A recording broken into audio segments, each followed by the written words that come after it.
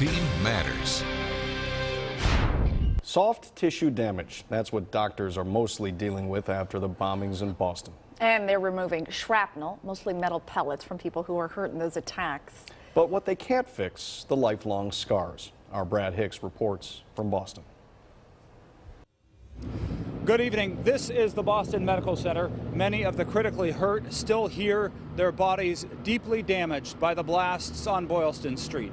Doctors here say they have pulled out numerous bomb fragments from the victims. Those fragments are all being collected and sent to the FBI for the investigation. The injured were taken to 5 different hospitals. Boston Med Center got the most.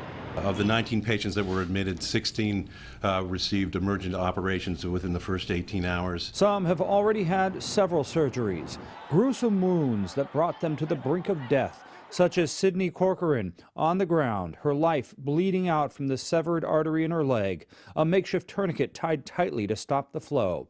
Doctors say when she was brought to the trauma center, she was 5 minutes away from death. Her mother, a 47-year-old hairdresser, one of 2 victims who lost both legs. And how do you tell someone that they're going to lose a limb?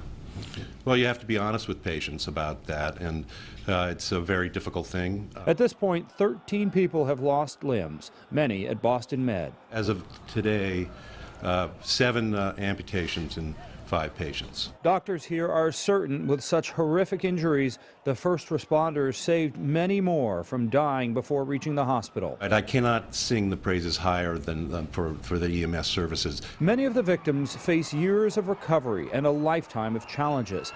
And just as these wounds remind us of the IED injuries our service members have suffered overseas, doctors believe many of Monday's victims will need treatment for PTSD. That it's something that can be with these patients forever. And physicians here at Boston Medical Center say there are still several victims who may end up losing limbs. There are serious risks associated with trying to rescue a badly damaged arm or leg.